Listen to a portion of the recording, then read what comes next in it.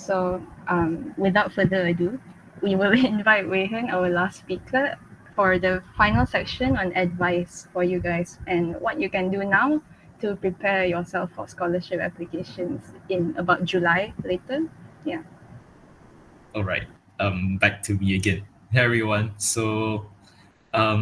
Previously the slides I was presenting was a bit in depth and technical, but then for this one, it's more like, the advice that we should do to prepare ourselves better. So I believe this part is very, very relevant to any of us, and especially you with the struggles, challenges, and dilemma as a student. So I want to bring you through it and perhaps help you to better identify your strengths and weaknesses and how to make the fullest out of you. So for moving on to this slide, co-curricular activities. So what kind of co-curricular activities should we join? So it's like, to be honest, you don't have to join everything, but join the ones that you're truly interested in so that you don't waste your time doing the things that you don't like. And it could be niche things like traditional dance and so on.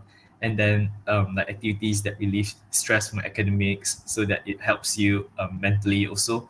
And then it is also a good bonus to join competitions somewhat related to the field of study or like your interest. So for example, like science and maths, it's for a good experience lah. So for example, the more established one can include like kangaroo maths, kansil science, or quiz kimia kebangsaan. So I believe that maybe some of you have joined the competitions before, and maybe you can even try to qualify for Olympiad, which is a higher level. So you have to remember that it is not about what activities you participated in or what positions you held, but it is the knowledge that you experience you gain from them. Even though at first I didn't really believe it, I thought it was like they care more about achievements, but in the end, it's actually they want to know what you have learned from them. So even if you don't join many co-curricular activities, don't be discouraged from applying for scholarships. You just have to try to be balanced in your CCA so that you obtain a high enough PHSK marks. And even if it's not high, don't stop you because there are still good chances that you'll be able to land a spot in scholarship. You'll never know about that. Yeah, moving on. Okay, so next is what do scholarships look for exactly? So they look for a lot of things, but these are the three main factors that they will be looking for. Number one would be curious to learn and explore. As I mentioned in the breakout room just now, but um, when you apply for scholarships, all of your competitors, as you call it, are all of the same caliber as you when it comes to academics and curricular achievements, because they also are like got SPM straight A plus. They're Coco. They were probably also the head prefect, or like they also probably participated in some international competition. But what really differentiates you uh from these other applicants would be your passion, your curiosity, your ambition. So that's why when scholarships are looking at their candidates, they look for people who are curious to learn and explore. Like for example, they join online courses if they wanted to do like computer science in the future, things like that. And then like to tie into the other point, self-driven and ambitious, it's the same thing, showing passion in the field that they want to pursue. Like for example, like engineering, they could join like all those innovation competition, robotics competitions, things like that. Or like law, debate, things like, yeah, just anything that is like really, if you show that you actively seek out knowledge in relation to your course, that will really help you in terms of your chances.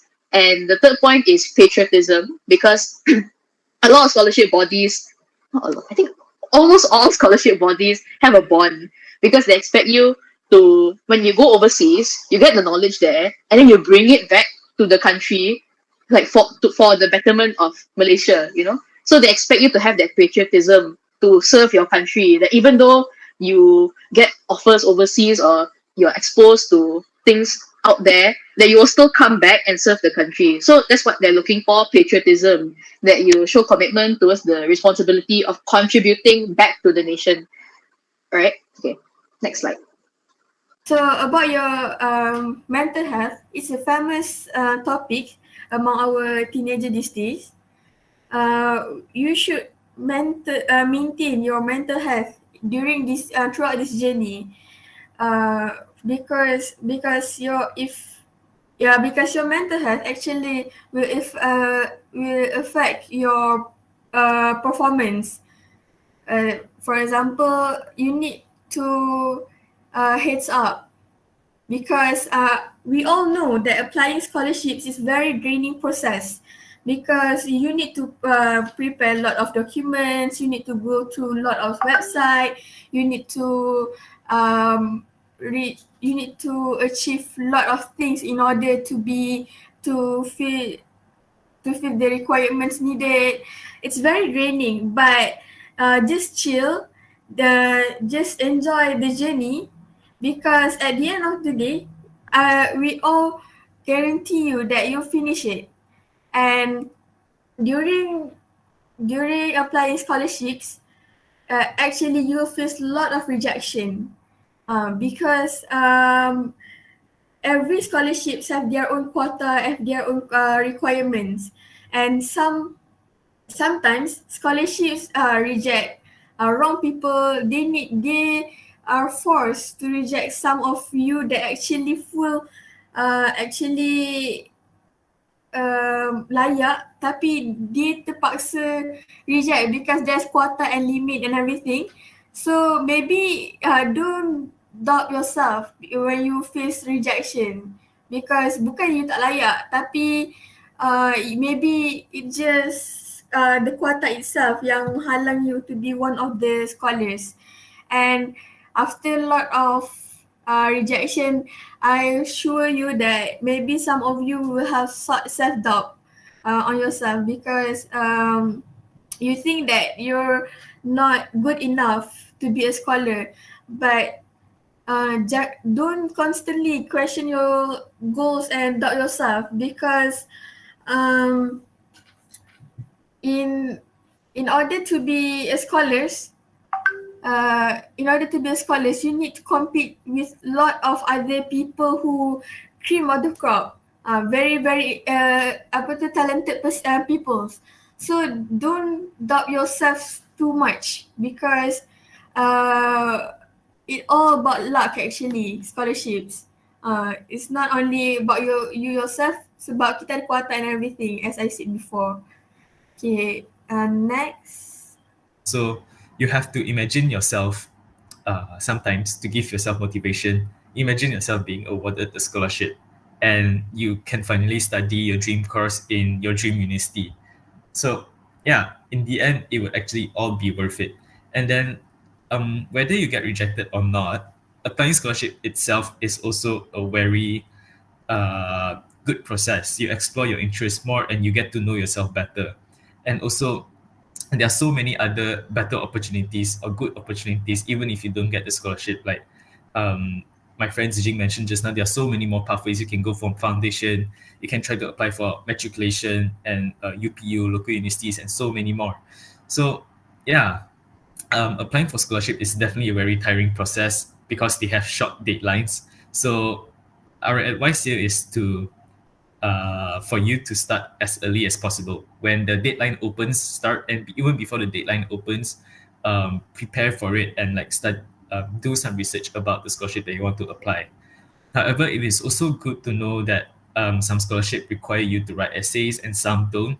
So you will know which applications will take longer time and you can choose which one you want to work on. And it's also okay if you set scholarship as your main plan, even though it's risky, but you must have a plan B. That would be one of the most important advice, because getting scholarship is not easy. So for myself, right, applying for scholarship isn't my main plan, and I only applied to gain experiences because I saw this as a good opportunity for me to be something more without the aim that I must get scholarship. So this puts less pressure on myself. So, but I always hope for the best and I always do the best that I can. So don't be too disappointed if you eventually don't get one, because it is also part of the process. But if you manage to get one, then congratulations. Next slide. Okay, so now for some common misconceptions. That you need straight A's and SPM to secure a scholarship. Scholarships is only for Bumiputras. Being bonded is not worth it. scholars only get money, nothing else, and the process is too complicated. Well, these are all, as the title suggests, misconceptions, because all of them are not true. You don't need straight A's to secure a scholarship. As you saw just now, minimum requirement is just 8. So if you get enough, like Cukup, you get 8, or like sometimes like 7. If you get enough, then that's it. It's like even if you get like 8 or 9 and then you get 1B, it's okay. You can still apply for the scholarship. You're still not like, you're not barred from not applying. Next is that it's only for Bumiputras, like non-Bumiputras don't really get this privilege. As you can see in this meeting, all of us are come from different backgrounds, different races. One of us from Sarawak. It's like it's literally scholarships is for everyone. Like it's not just specifically for Bumiputras alone. So you just need to look for which like scholarship body resonates with you and then apply for it. Next, being bonded is not worth it. It is worth it, especially with the landscape of jobs in Malaysia now. It's like quite difficult to like get a job as a fresh graduate nowadays because they want people with experience, even though you're a fresh graduate. So with a scholarship, when you get bonded, immediately after you finish studying, you're already working, and it's like, you know, you're technically already set. You don't have to go job hunting like other people do, you know. Next is scholars only receive money. Not true. You get things like, you know, like exposure, like sometimes they give like talks or give you workshops and things like that. So you don't only just get money and that's it. You get way more than that. And the application process is too complicated. In all honesty, it is not. It's not like complicated. It's draining, but it's not complicated because it's just very linear. Like, oh, you just have to go for this stage, results. It's like you might look at it and think that it's like too complicated, but really when you properly arrange everything and look at it one by one, you'll realize that not only are all of them just like that very linear path, but all of them are like you have to do like a test and then like an interview and then you get the results. It's all following like the same standard formula. And remember, it's never too late to make a change. You can still change your SPM results for the better. Like for me, I got like for my trial for AdMaths, I got a C. So and then but for SPM later I got an A solid. So it's still completely possible to change your results even starting from now. Right? Okay. Next slide. Okay, so for this slide onwards, it's about what other things you can do to prepare yourself better, giving you a good resume before applying for scholarships, writing your personal statements, and applying for top universities and so on. So even for scholarships or also university application, right, it more or less applies the same qualities that you need. So one of it is you need to consider making, not you need to, but you can consider making a LinkedIn account. LinkedIn is something of a professional social media application that a lot of people use, like where they can include their resumes and their achievements inside. So when you go for scholarship interviews and so on, right, you can also show them your LinkedIn account as like a summary of what you've done and your achievement and so on. So this gives them a good picture of who you are. Other than that, you can attend online webinars and courses to broaden your knowledge, regardless it's like science and maths, or maybe even the BASE initiative, like you show initiative to like you're interested in scholarships and you are willing to learn more. This is something that you can actually put in as well. And also try to find social objective that resonates with you. Find ways to connect with people who have the same passion. Like you can have discussions with them. Let's say, for example, if you have interest in medicine or maybe physics, you can find them and also have discussions, and maybe you can make something out of it. So other than that, there's also volunteering. Volunteering isn't a must for anyone, but then it is a really good thing to put in your resume to show like you are willing to help others and so on. So there are a long list of NGOs that you can join. And for example, through this Hero NGO database, you can actually find many of the organizations that are volunteering bodies and so many more. If you're interested in starting a project, then you can also visit this link, Sir Ilham, to find like-minded individual and inspiration for your next big project. Basically, what Sir Ilham does is to help you visualize your project. If you have any projects, but then you're not sure what how to do it and so on. So Ilham is where you go, as the professionals in Ilham will also help you and guide you in order to fulfill your project, which can be really good for a resume as well.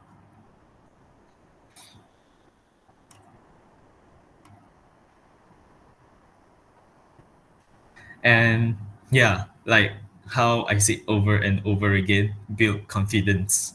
Well, confidence, not many people have enough confidence, but you have to. It's not something that you gain from talent or anything. It's something that you gain throughout experience and something that you learn from. Well, confidence is sexy. So, yeah, you have to be persistent, as persistent makes perfect. And yeah, confidence is a skill, like I mentioned just now. And you'll always receive a lot of negative perspective from others where they tell you that you can't do something and so many more things. But why be them? You can always, the most important person is yourself. The most important voice is yourself. You need to believe that you can do it. If you believe you can do it, then you have the effort to do it, and you can finally do it. If you think you can do it, if you think you cannot do it, no matter what you do, you will believe that you can't achieve it in the end. So at last, you also need to have a growth mindset. Learn from mistakes. Like if you get a mistake, don't let it distract you and so on. Just keep in mind that mistakes will only help you to learn more, to do better next time.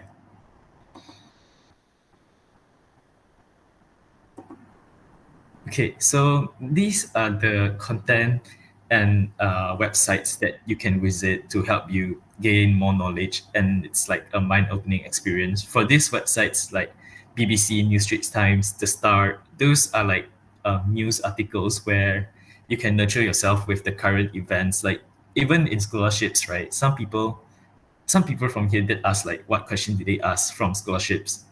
Actually, like they don't have a fixed set of questions. They ask a very wide range of questions. They even ask like the current issue and like what you want to, what will you do with this current issue? How will you solve the problem? So for this, for you to know these things, you also need to prepare yourself with like the current situation, like the big, like those situations and current issues. They are quite famous right now. So these are the source that you can use to help you find more information about the current issue. And also, other than websites, there are so many other mediums that you can go through. Like here, YouTube channel. A lot of us use YouTube to watch whatever videos, funny videos, memes, and so many more. But then YouTube can be a very educational channel as well. Like for myself, right, I watch Veritasium. It's a very useful scientific channel. It for STEM enthusiasts, like they provide you with so many scientific insights on so many things, and it helps you to gain so much more knowledge from it. And also, like if you're interested in economics and many more, and like also the current issues, you can watch vlogs and insider news. They provide a lot of useful contents inside. And also this Cermelang website, it's actually launched by students from College Yayasan Saat, KYS, if you have heard of it. And the purpose of that YouTube channel is also to help other students to gain insights through different scholarships and so many more.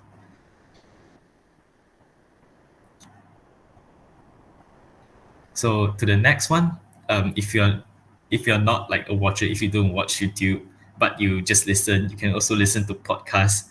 Well, for me, there are different methods, but for me, I would prefer watching YouTube. But for those who prefer listening to podcasts and so on, there are also many mediums that you can try to listen, like The Economist and so on.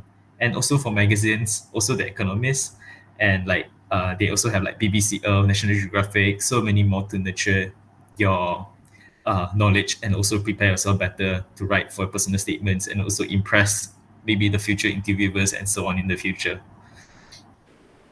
Okay, so finally, to wrap up today's presentation, we offer you with our very own base website. In this website, our team dah compile terus tau links for scholarships, infos, requirements ataupun just berita about it in one single platform, so that it's easy for all of you to access. So tak perlu banyak-banyak nak cari pun, just use this website.